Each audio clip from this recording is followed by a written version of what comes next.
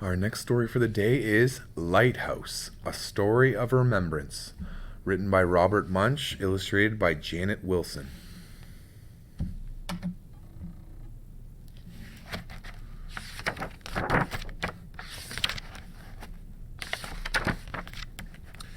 In the middle of the night, Sarah woke up, put a flower in her hair, and went into her mother and father's bedroom.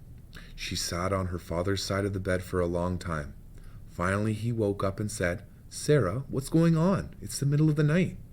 "Well," said Sarah, "you always told me how Grandpa used to take you out to the lighthouse in the middle of the night. And this is the middle of the night, and tonight is the night to take me." Her father lay still for a long time, and then he said, "Yes, I think this is the night." So they got dressed very quickly, went out to the car, and drove off. There was nobody else around. No cars were out, and the streetlights made the sea fog glow. When Grandpa took me to the lighthouse, there were no streetlights, and there were no donut shops open in the middle of the night, said Sarah's father. "But he would have stopped if there had been donut shops," said Sarah. "Right," said her father. So they stopped at a donut shop and bought a bag of maple icing donuts and some coffee. They were the only customers there. "When I was little, Grandpa used to give me coffee, and it always tasted terrible," said Sarah's dad. So they both drank some coffee for Grandpa. Dad's coffee tasted good, and Sarah's coffee tasted terrible. Then they drove out of town till they came to the road that led to the lighthouse. "Grandpa always said we should walk up the road to the lighthouse," said Sarah's father. "Right," said Sarah. So they parked the car and walked up through the fog to the lighthouse. Then they sat on the top of the cliff above the beach and listened to the waves crash on the rocks. Sarah ate the donuts, and her father drank more coffee.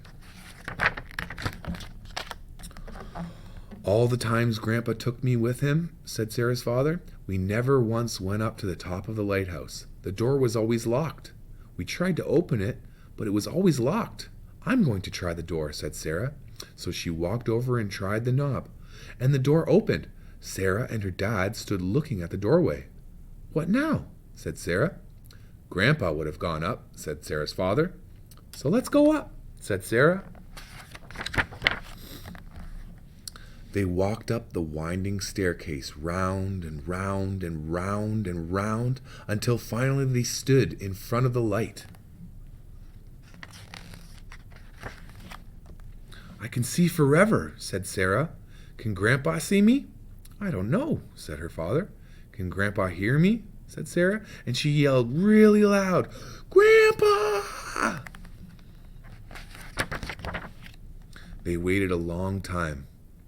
"He's not going to answer," said her father. They stood for a long time and listened to the foghorn and looked at the mist and the ocean.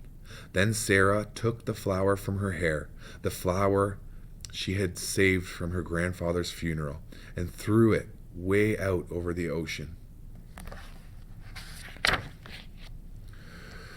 "When I grow up, I'm going to have a kid, and someday we will come here in the very middle of the night," said Sarah. "Right," said her father.